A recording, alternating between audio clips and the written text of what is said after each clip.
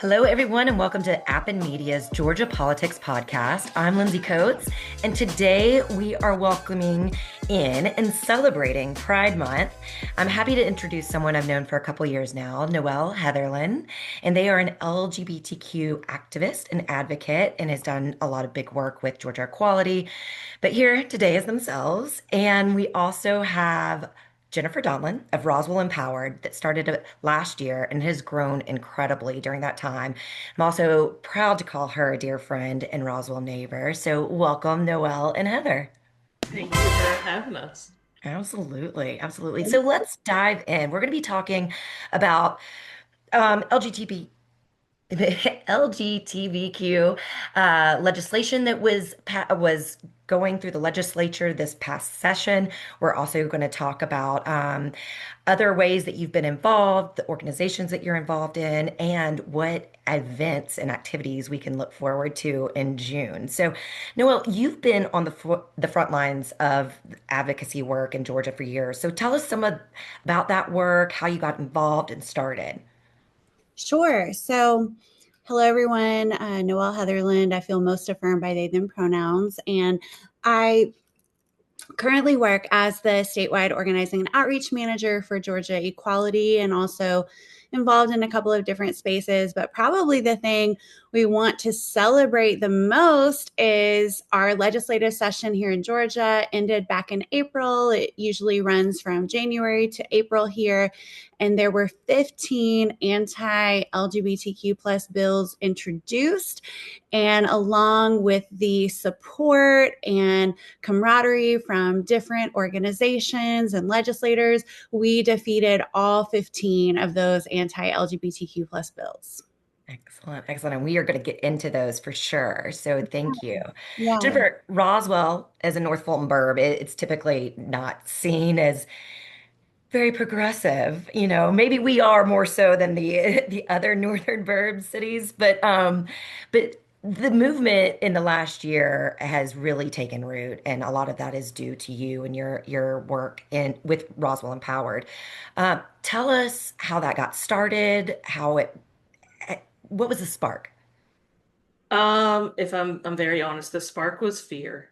Um, I found myself kind of spiraling, watching the news every day and planning, do I need to look up the best country to go with my son? Because I don't know if I should necessarily keep on living here.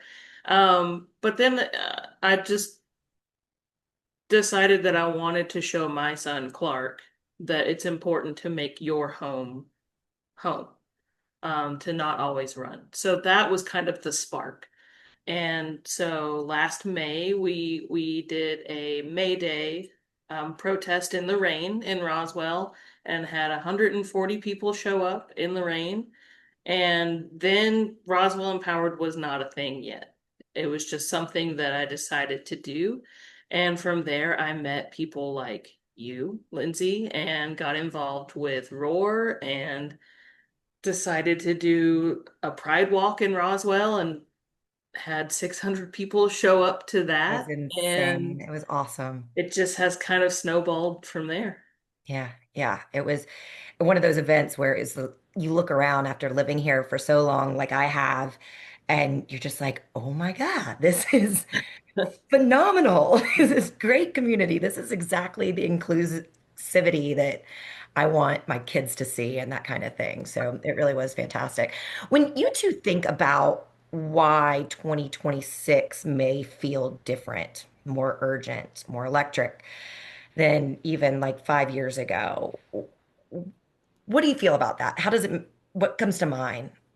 At Noel, start with you. Yeah, I wanted to actually go back to a little bit because Jennifer inspired me with her answer to realize I really didn't tell you how I got started Yeah, in please. this. And so I'm going to actually give a succinct answer to that and then jump into your question. I think that it's important in these times, it's kind of relevant to the question you just asked, that I grew up in a religious cult. I grew up in a white Christian nationalist cult, and we're seeing the rise of that a lot right now. And so growing up in that, I pretty much was sheltered from the LGBTQ plus community and didn't have access to any knowledge about our existence other than being told that people who were in same sex relationships were evil and sinful and going to hell and all of that. That was my only exposure. I didn't know anyone. I didn't even know our history. I was banned. Basically, I say I grew up with book bans, and television bans and all of that in my own home. So I was really lacking a sense of belonging. And I talk a lot about the importance of authenticity and belonging. And I think for me, that's what really has inspired me to do this work and to see how important it is in 2026 to still be doing LGBTQ plus advocacy, because I think there is or was a sense that we won the right to marry, we have marriage equality, and so we're good. And we're really seeing that there is still a lot of racism, homophobia, transphobia, and just really a lot of misinformation and disinformation out there. And so I think what I hope to do now that, I am able to live as my true self, and I went through this whole period where thankfully I was able to get out of the religious cult environment around age 18. I went to the University of Georgia. I think my parents still blame the University of Georgia for me turning out to be a queer, but I am who I am. And thankfully, though, I was able to start connecting with other people and see that there's a lot of wonderful people in the LGBTQ plus community. We're just people like anyone else. Maybe a little better sometimes, but no, we're like everybody else. And we've just had to fight. A lot of us have had to build a lot of resilience and strength because we are often bullied and attacked. And I think for me, I think back to being a queer kid in that environment, because even back then, I knew I was different. I just didn't really understand how. And I thought there was something really wrong with me. And I really worry about youth growing up in these times. And I also am very, very adamant about healthcare as something everyone should be able to access equally. And that is a fight that we're even seeing among, the T and the LGBTQ plus, trying to have healthcare taken away for both adults and young people. And so that's what both kind of is a part of my personal journey into this work, as well as what I feel is so important in these times that we're living through. That's a great point. Jennifer, do you have any thoughts on where we are today in 2026 and your feelings about progress that we're making or where we're at with this fight? Yeah, I mean, I'm nowhere near as involved and in depth as Right. them. So I think that in a way I represent kind of the common person. So you rely on what you see on social media and what you hear from other people. Right now, there's a lot of division on social media and what you hear from other people. So sometimes it feels like you take one step forward, two steps back, Yeah. doing things like this. Um, but I do think that things like getting places like Roswell, Mhm. Sandy Springs, Johns Creek, Milton, to Eventually, we'll get have there. to have events that celebrate what I like to say, kind of echoing what Noel was saying, is like gay people are just as boring as you all. We just Fair. want to have a festival with a bounce house that our kids can jump in. Yep. So, I mean, it's really not anything that crazy. So I think the what is important in 2026 and has always been important, but more so now than ever, is just the normalization Mhm. of different people. Um, Whether that be somebody that, practices a Family different structure. religion than you, has a different family structure, um, different sexuality, doesn't know their sexuality. I think it's important to just normalize our differences and celebrate them. And so I think that 2026, that's the urgency. I think the more that you normalize things, the less division that there is. Yeah. Yeah, it is nice. I mean, you used to have to go into the city to find a drag brunch or things like that. And it is becoming more normalized and growing outward. And it's great to see. So that's a great Yeah. point on normalcy. Let's get into the legislative session. And this is going to be a lot more geared towards you, Noel, since you are down there a lot more. But you mentioned the 15 bills that were all defeated. And you posted, we did it. Like, one, talk to me about the feeling that day or days when you realize like every single one were done. And then I know it did not happen by accident. This is years in the making, and this session in particular, you just had your people show up. So talk to me about one, that feeling that day or those days, and then two, about getting people to show up and mobilizing. Yeah, thanks for asking about that. And, it's interesting when you started asking me about thinking about legislative session, I started feeling my heart beat so rapidly because there is so much. Jennifer mentioned the word fear. And I think being not only a person who is a part of the community, I personally identify as a non-binary lesbian. I am a hardcore lesbian who happens to use they, them pronouns and feels that my gender is more expansive than maybe the average lesbian. So I have a little bit of a complex identity. It's not complex to me, but for some people it's complex. But being a part of the community and also being a person who is on the front lines attempting to fight to protect our community, it is a lot of personal emotion, and it is really driven by this feeling of I am fighting for myself and also thousands of other people that I may or may not know, but a lot of them I feel like I do know. And I think about every person's family. I think about a lot of people's personal stories. Jennifer talked about, the importance of normalizing. And that's why I'm a huge advocate for learning how to tell your story effectively and finding those opportunities to tell your story, because storytelling is a huge way that we help other people who may be introduced to a LGBTQ plus person, especially a trans or gender expansive person for the first time.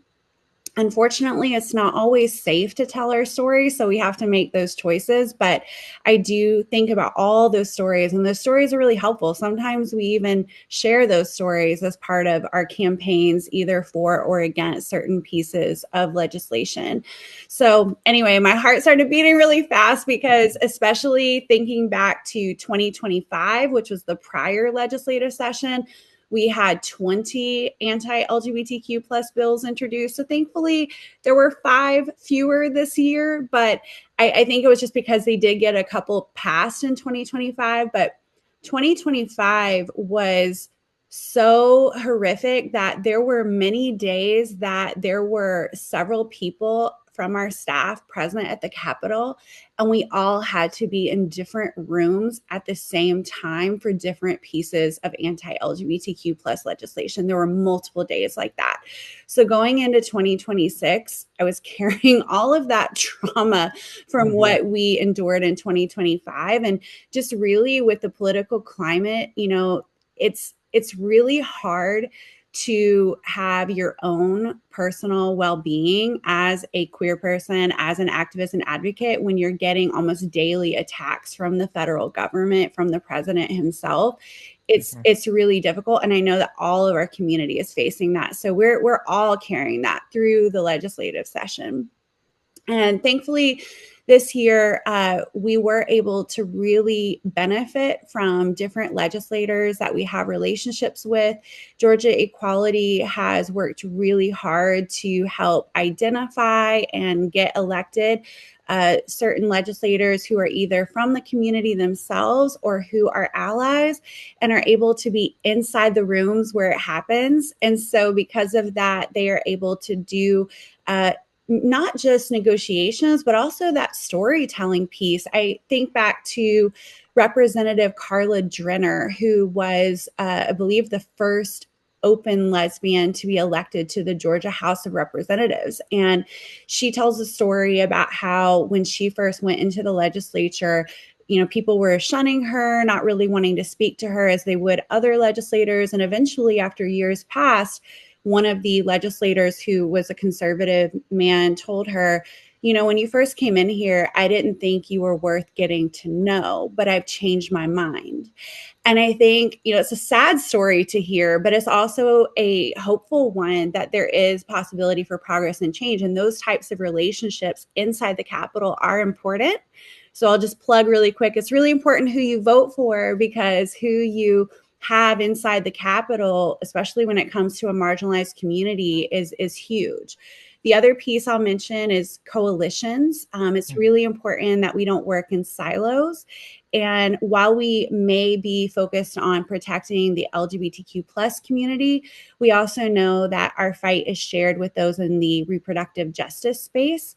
And so the relationships that we have in working alongside, folks like Feminist Center for Reproductive Liberation, Reproductive Freedom for all of these different repro groups, and many more that are willing to say, you know what, this is about bodily autonomy. Mhm. And if you are a supporter of reproductive justice healthcare, then you are a supporter of gender affirming care. You are a supporter of trans and gender expansive people being able to make decisions with their doctors, with their medical providers. So the My Body, My Choice applies equally to those seeking reproductive health care as much as it does for trans people seeking gender affirming care. So, understanding your partners and the ways that we can support each other in shared fights was a huge part of our win in 2026. And then additionally, I will say that, Georgia Equality, we're not a perfect organization. No organization is perfect, but we are the leading LGBTQ advocacy organization for the state of Georgia. We've been doing this for about 30 years. And there, in my opinion, is no one better doing legislative advocacy for LGBTQ plus people than Georgia Equality. And so I appreciate when LGBTQ plus folks and our allies understand that Georgia Equality is working on strategy and networking and building plans 24/7 around all of this. And while each person is autonomous and able to choose how they want to navigate legislative session or how they want to be involved in the fight, I do think it's important to look to organizations who are experts and to trust organizations that have been vetted over time, that they are looking at strategy and that they are making decisions. Sometimes it's a matter of we want folks to come down to the Capitol and have lobbying days. And some days it's about, no, we're actually working on this on the back end. And so we're not going to have a press conference today. And sometimes that can land, where people are trying to figure out what's going on. But it's about understanding that we have a team of folks who are really dedicated to protecting our people. And sometimes that's more internal and sometimes that's more external activity. So those are some of the things that I would say that, helped us have the win. But I remember on the night of Sine Die, which just means the last day of session, I remember standing around the television screens outside the galleries and watching what was happening. And, sometimes they go until like 1 or 2 in the morning and you're just holding your breath, because sometimes the last day of session is the day that they will pull something through. And I just remember standing there and thinking, we did it, and letting out this like breath of relief and hugging one of my coworkers. And we actually like jumped up and down with joy. And it was out of the fact that like we survived, and it's like I'm finding emotion in my voice when I'm talking, but it's like we pulled off this session without another anti-LGBTQ bill coming through. And, I'm okay with showing my emotion about that, because it is like, these are people's lives on the line. This is people's healthcare. And like right now, so many people in Georgia are suffering, and making other people suffer more and taking things away from a small group of people doesn't make anyone else's lives any better. Well, you got me again because I just get emotional thinking about it and the work that you were able to accomplish, and not just you, but your team of people, and how many years and how long that people have been working for a moment like that and a session like that where it does turn out in this positive way. Jennifer, I know you are not involved as much at that level, right? Like you're more of the average voter, citizen. You just voted in your first primary for the first time. So when you think about these issues and what's happening down at the Capitol and realizing it, now, especially. Like, do you feel that regular community members like yourself and your family, especially those in the LGBTQ plus community, are they cognizant of this kind of stuff that's happening? Is it kind of more under the radar and you're just living your lives like normal people, like we I'd all say do? it I'd say it depends. It depends on how sneaky um Okay. these bills are, because sometimes and Noel can speak to this probably very eloquently, things are buried in bills that look Mhm. like, oh yeah, why wouldn't you support that? Or oh man, that's awful. Why would you support that? And things are buried in there. So when that happens, I'll be honest, like I didn't know there were 15. Right, right. Um, I think I knew of three. And that's as somebody that is in the community, that is starting to learn more about politics, Mhm. and wants to be informed. But there's also this crazy thing called life going on. Right. So when things are buried, no. I would say the average voter, the average person Have no idea. has no idea what is Yeah, happening. And if these things do get passed, they won't know until it starts impacting them. So right. the kind of work that Georgia Equality, people like Noel, that tirelessly dive into that find the sneaky stuff. Um, that is, I mean, that is invaluable. And that is work that I am personally so grateful for, because I know that there's a lot that I still need to learn. Yeah. We're gonna shift gears just a little bit. We're going to talk about candidates that we had this primary season that are in the queer community. And there we got a friend, Erin Baker, who ran in House District 51, ultimately defeated, but had the smallest margin against an incumbent of any candidate, I believe, in the state from what I saw, trans woman. Um, and her campaign was absolutely incredible what they were able to accomplish. And I think that even with a loss, what she brought to the table, especially in the North Fulton area, and the conversations that she had were of tremendous value to the community as a whole. Um, but there was also Bentley Hudgens, who won their primary and is poised to become the first openly non-binary trans person and first Japanese American elected to the legislature. Noel, I don't know Bentley. I have not had the opportunity to meet them yet, but you worked alongside them. And so tell us what that candidacy looked like, the campaign, talk to me about that whole Bentley.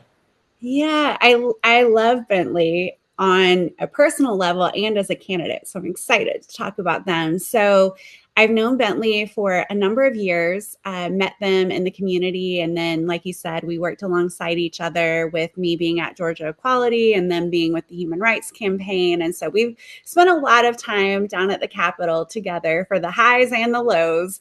And so I know Bentley is the best person that I know from our community that is already poised and ready to be inside the Gold Dome. And I will say that 10 toes down because they have years of building relationships with folks that are already there. Mhm. And they have a super solid understanding of the process of how to identify those sneaky things Jennifer was talking about. They understand the language of the legislature, which is its own language. Like they are just so not just a great person, but they are highly skilled, highly educated, highly informed, and ready to go. And so I could not be more excited to support their campaign. And as a non binary person myself, I do consider identity and lived experience, but that's not what drives me to support a candidate. Contrary to what a lot of people might say, it's not just like, oh, there's a queer person, there's a trans person, I'm going to support everything they do 10 toes down. No, it doesn't work like that for me. It's about, oh, okay, you are from my community, so you do understand some of the attacks we've been going through. You do understand how to talk about our community. That's great. But what is your platform? What are your values? What are your plans? And so with Bentley, outside of LGBTQ plus actions, they have a long history of working for workers. They have a long history of understanding the labor movement. They have a long history of supporting voting rights and voter protections for every person. Like, these are things that are going to help everyone in and outside of the LGBTQ community. And one thing I'll say about Bentley is I was honored to go out and knock some doors with them and do some other things to support their campaign. And so Ari, my fiance, and I ended up at Bentley's watch party. I guess it was a couple weeks ago now. On May 19th, we ended up at their watch party, and I remember sitting there and waiting for them. You know, they had to wait a while until it was time for being able to call the race. It took some time, and so we're sitting there chatting, eating pizza, drinking, and I just kept waiting, and other people started to leave because it was getting really late. And Yeah, Fulton was like after 11. yeah, and a lot of people went home. They'd been there for like 4 or 5 hours. And I looked at my partner, who is a trans woman of color. And I looked at her and I said, "Do you want to go home?" And she said, "No, I really want to stay here until this race is called." And I said, "Me too."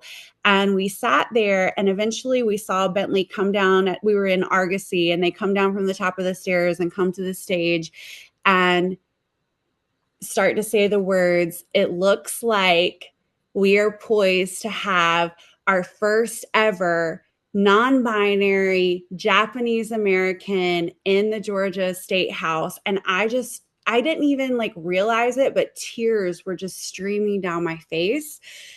I didn't even realize it was going to hit me like that. But as a person who had to watch, in 2024, millions of dollars spent to attack people like Bentley and I for our existence, for who we share with others, who we are, for just us being authentically ourselves, to see a person be voted in and supported by so many people in House District 90, to see Bentley, that they were able to see Bentley as a person, as a human, with the skills and talents and values that they want to represent HD 90, to see a non-binary person achieve that, and to know that there were enough people who were not even a part of our community that agreed that Bentley was the best person to represent them. That was so healing to me. It was such a powerful moment. And just like Erin Baker's campaign, which she ran so well, that campaign was so well ran, and she so deserved that win. But she and Bentley both are historic candidates for our time and have achieved more already than either of them realize. Like, their campaigns are just both so important. And I'm going to continue supporting Erin and can't wait to see what she does. And I can't wait to see Bentley get into the Georgia State Capitol and be in all those rooms for not just our community, but for every community they're going to represent and help. Yeah, it's going to be huge. It's going to be huge. So, okay, so let's shift to the burrs, a little more focus on Roswell Empowered for the moment. Give us a layout of what all you've been able to accomplish in the last year as Roswell Ooh. Empowered, which is a ton, I know, but give us some of the highlights. Well, we did like we said, the first Pride Walk, which, to say that that was the first Pride Walk ever in Roswell and it was 2025 is honestly insane. Um, and then, so I guess after that, I got super involved personally, with the municipal elections in Roswell, and which were very successful for the people They that we were. were gunning for. Um, and we hosted a town hall and we invited all the candidates. Roswell Empowered is 501(c)(3), so we're not able as an organization to endorse anybody. We can educate people on issues. And then from there, you can very obviously tell who would be supported. But we hosted a town hall, and I think that was probably the first event that we did that felt legitimate. It got people's attention that weren't just in the LGBTQ community. And we I mean, we got the sitting mayor to come and we didn't know if he would. So I was actually very happy that he came, knowing that he was probably coming in to a crowd that wasn't going to be As his favorite. friendly. So so it was kind of that was the first kind of legitimate I would say event that we had that was beyond LGBTQ. We did some smaller things. We did something called Fans for Families, where we collected money and fans and air conditioners for people living in the Roswell Housing Authority, which is in the Groveway community, because we found out that there were people there that for months did not have any air conditioning. And I don't know if you remember last summer, it was very hot. God, yeah. Um, and there are kids that live in there. So we were able to kind of partner with Groveway to help them. And you know, gearing up for coming into 2026, we held a pride prom on Valentine's Day It that was was fun. very, very cute. There were people there that had never danced with their partner at an event before because they had never been at an event where they felt like they could. So I cried the entire night watching that. And I now just remember standing next to you at one point and you had tears in your eyes, and I was just like, look at what you've done. yeah, Take I mean, it I don't in. even know how many times I cried that night. And I had many moments like that where I just stopped and just was staring at everything. Good. Because I wasn't sure if this was just a kooky idea for adults to have a prom, but the idea was is that a lot of us probably didn't get to go to prom with somebody we would have liked to. Some of us Yeah. probably didn't go at all. Um, so the idea that you get to go with somebody that you would actually like to dance with, and I did get to have a slow dance with Lyndsey. It was very cute. And so it was amazing doing things like that. And I would say that those are the most impactful things that we do is when people get to do something normal. Um, Yeah. like dancing with somebody that you love. And so that makes me extra excited for Pride coming up this time because it's going to be the first ever Pride festival in Roswell, which it's 2026, and to me that is still super Wow. crazy, but it's got to start somewhere. That's right. That's right. So you mentioned talk working with municipal leaders and having them in for the forum and that kind of thing, but talk to me about what the initial people get scared of they don't know their government officials, especially at the local level. Many times it's this kind of well, people are doing it and I'm not thinking about it and it is what it is. But when you started to work with municipal leaders, was there pushback? Was there um, lessons learned? And since then, with new leadership, have you seen a change in how you're able to work with them? And do you have any tips for somebody that is wanting to work with their municipal leadership? Yeah, I think the biggest thing, yes, the biggest thing to remember is these are just people.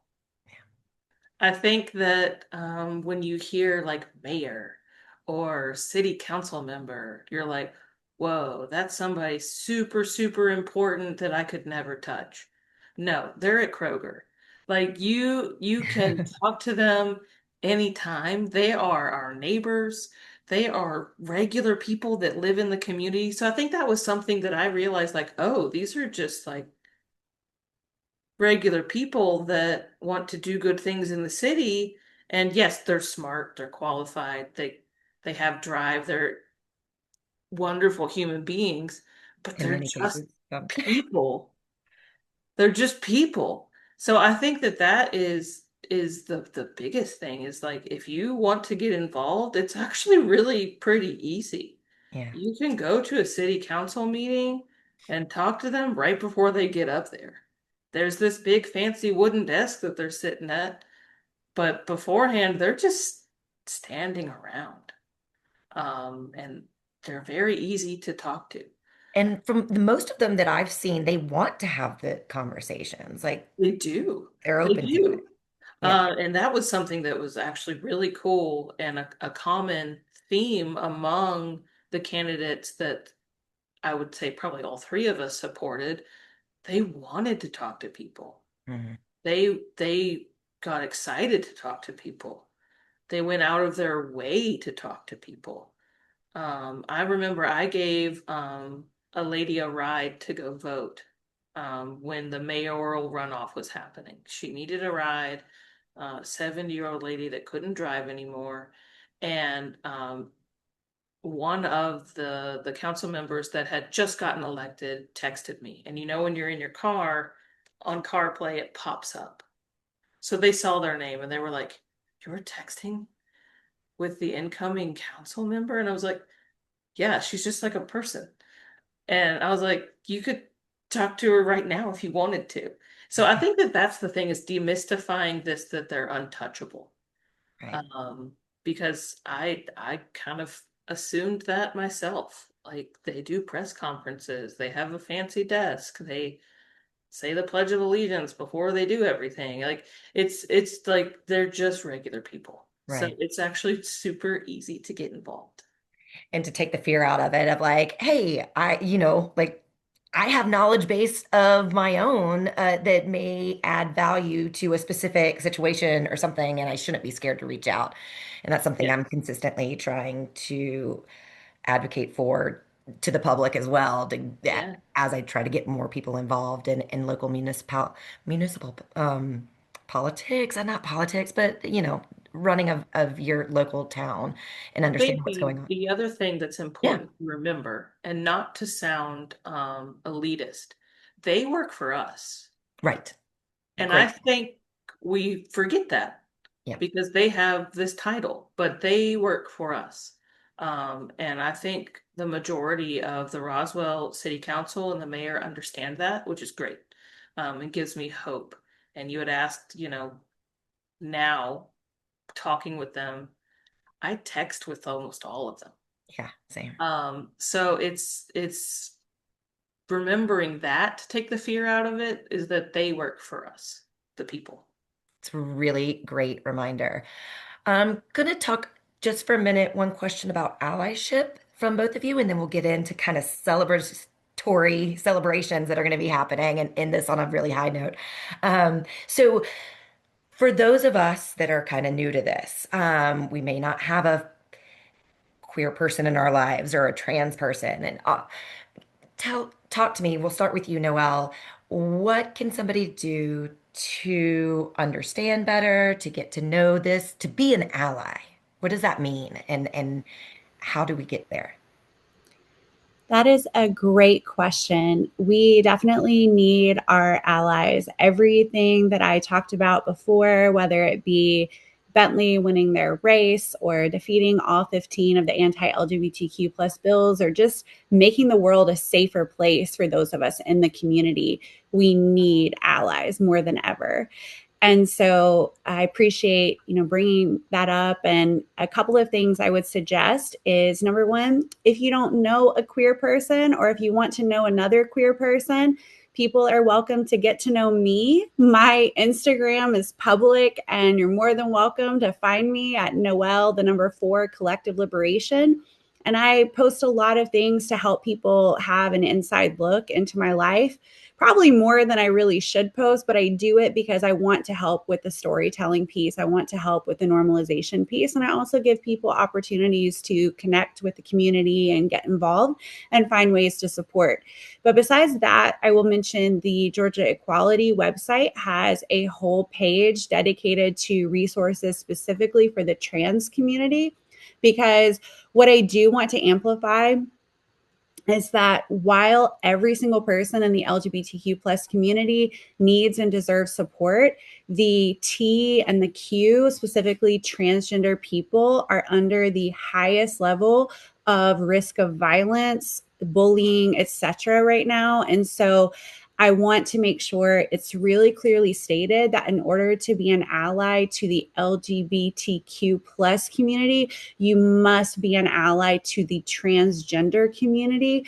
And a lot of people, I think, are really comfortable at this point with gay couples, or, their uncle or their cousin that's gay. And I love that and I appreciate that. But just know that just because you don't know a trans person yet, the resources are out there, and that you really don't have to fully understand me or my partner or anyone else. Like, you don't have to fully understand us to know that we're a human being that deserves dignity and safety and the ability to self-determine what is the way that we need to live our life to thrive. And so I think that's the easy part, right? Is that simple and that hard of just understanding that there are human beings with differences, and that it's okay if you don't get it all. You don't have to. And I think too, some people have been fed this lie that, if you are supporting trans people and trying to be around trans people, that if you get their pronouns wrong and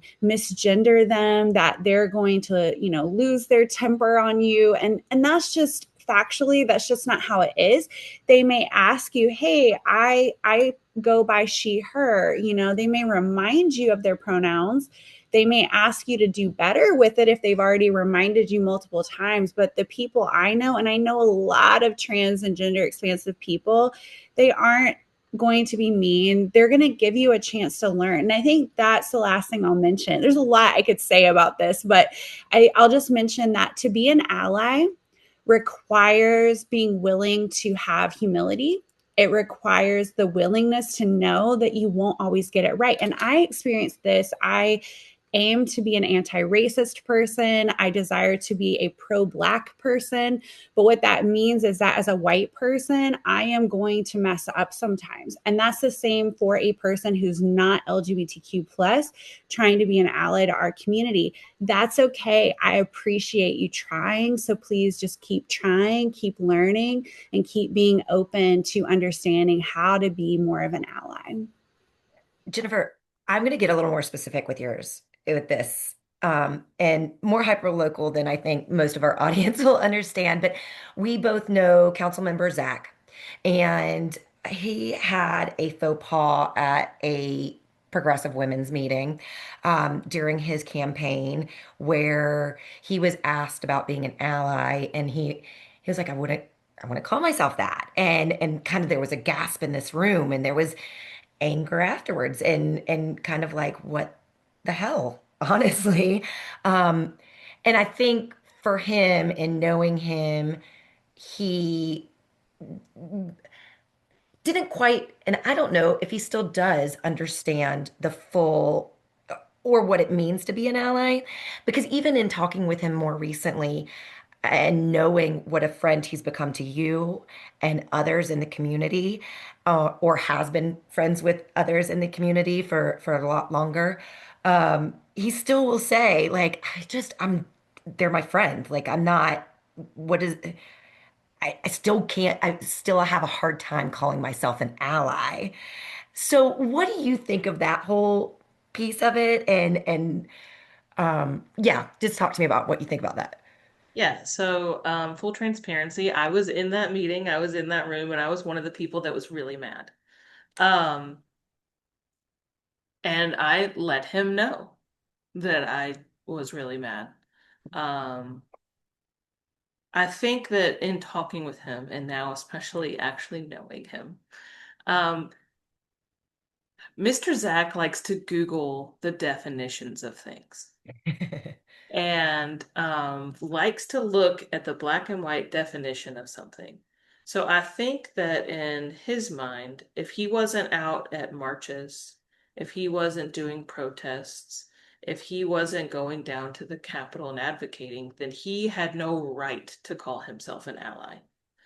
Um, I have since explained to him, you don't have to be going down to the Capitol and doing protests to be an ally. He defended myself in rooms I wasn't in. He defended his opponent, who was in our community, in rooms that he was not in. I said, that's an ally. Yeah. And the fact that you don't understand and you're like, these are just my friends, like, this is not a big deal. you're an ally because That's right. you don't even understand um why it's a big deal. I think that to at the same time, to be a true ally, you have to be willing, like Noel said, to mess up Mhm. and learn when you mess up and correct when you mess up. And I do think that that is something that Chris has tried to do. And it's conversations that we've had, and it's something that he'll have to learn. And I told him to stop Googling the definitions of things, because it sometimes is not black and white. That's right. I think he Googled the definition of conservative at one point and got himself in hot water over that. And I'm like, please stop Googling That's right. the definitions of things because it's just making it Not worse. everything. So I think that sometimes people are like, I need to do X, Y, and Z to be a good ally. And yes, to be like a super ally, there's a ton you could do. But I think speaking up for people in rooms they're not in, being willing to learn and fix things. I mess up people's pronouns. I'm in the community and I mess up people's pronouns. I apologize and I get it right the next time. And that's really what it is.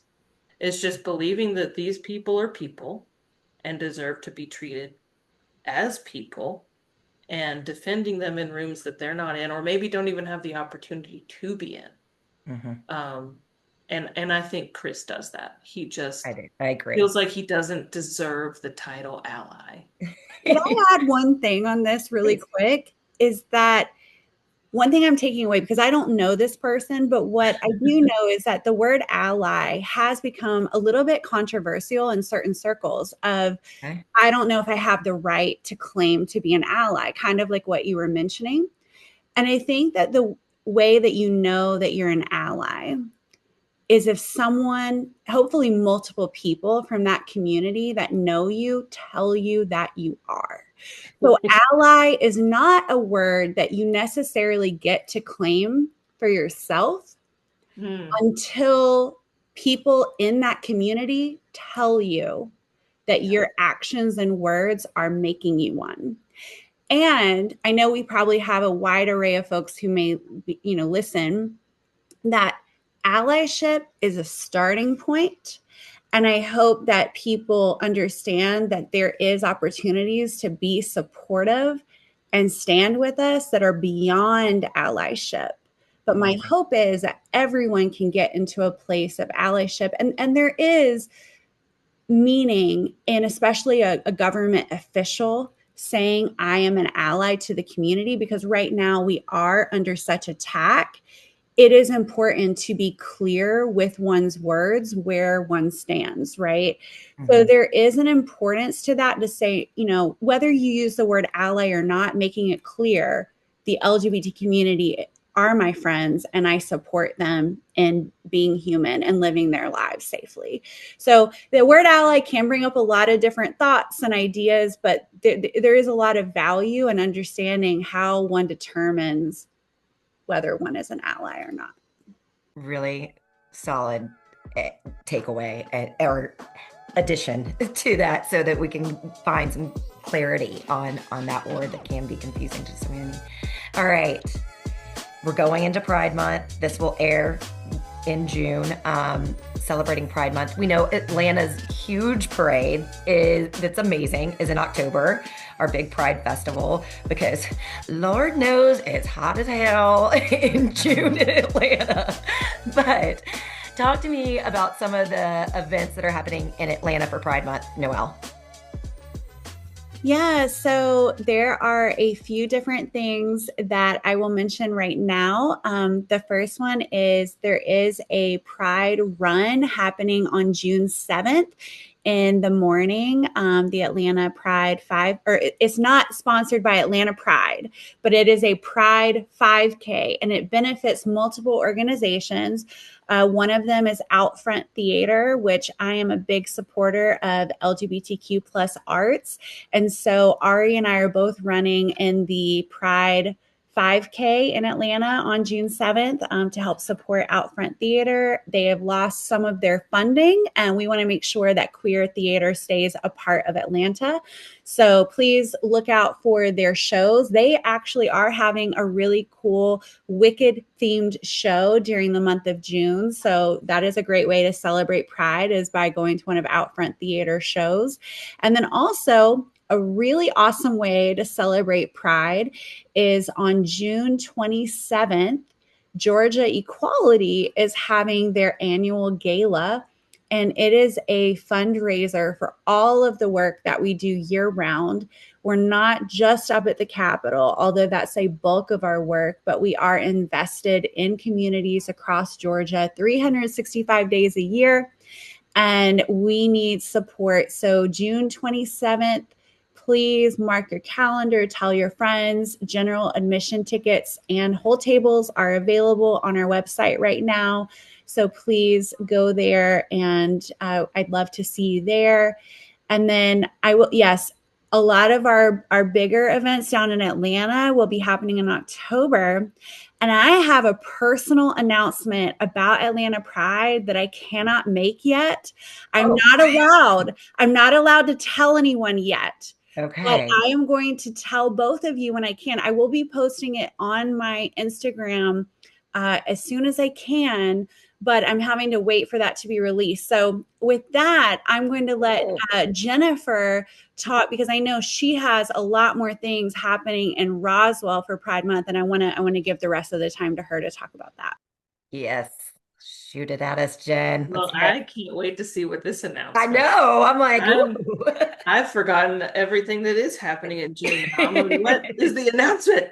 But thank you. So there, yes, there's a lot happening in the immediate area for Pride. On the 6th, we have a Pride paddle cleanup. We've partnered with Chattahoochee River Keepers and some other really awesome LGBTQ plus community organizations. And so that's going to be hopping in kayaks and cleaning up the Chattahoochee.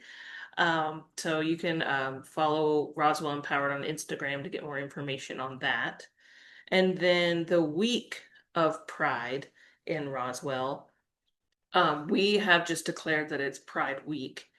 And so on the Tuesday, the 9th, we have a Pride karaoke kickoff, and that'll be at 1920 Tavern at 7:30. They rearranged when they're doing karaoke, and I love that this is happening because I'm also a parent, and I think it's really real and fantastic, and I love you so much, Lyndsey. And so yes, Tuesday the 9th, come and sing at 1920 Tavern. It's going to be a ton of fun. The 10th, it is Pride Mini Golf Night at Aurora Theater's The Fringe. So they have two courses there, and they're making it a Pride night for us. And then just added, as of this morning, on Thursday the 11th at Second and Charles, we're having a game night. And they have a table there that they lovingly call a gable. And it has LGBTQ themed board games, including RuPaul Clue. So you come, bring your own folding chair. You can bring your own games too. So we'll have a game night on the 11th at Second and Charles. Friday the 12th is community banner nights. So at East Roswell Park at 5 o'clock, you can come and decorate the banner that will lead the Pride Walk the next morning. And then Saturday is the actual Pride Walk and Fest at Town Square Park in Roswell. So it's a packed week. You put a lot of work into it, you and your board, and I'm really looking forward to it, and I know that it's going to bring in a lot more people from around. And it's not just a great, not just in Roswell, but from the surrounding areas as well. And it's also an economic driver too. You bring in all these people to celebrate and spread joy, and Yeah. it's helpful for the local businesses that are surrounding the area as well. So really appreciate what you're doing and what you've done for Roswell in particular. Noel, just in general, what a powerhouse you are. And I'm so grateful to have gotten to know you over the last couple years and added um, for me personally, you know those gay, some gay people, or you might know, your local gay couple or something like that. But being able to diversify my friend group in particular, and see the impact that they are having on the community and my life and my learnings and how I'm, teaching my kids and that kind of thing. It's been really fulfilling.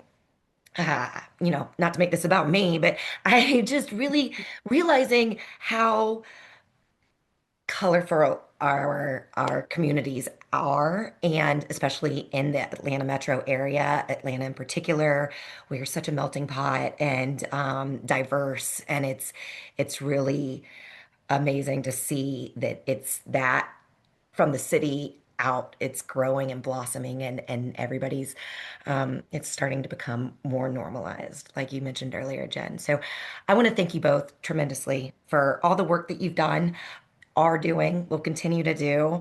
And just know that like Pride is a season to celebrate. It's celebrating those that are able to be here, celebrating um, you know, it, the survival of that community, because not everybody gets to come out of it that way because of how they have been treated.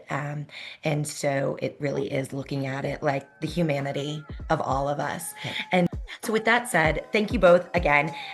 This has been Appen Media's Georgia Politics Podcast. I'm Lyndsey Coates. Can't wait for you to join us next time. Thank you.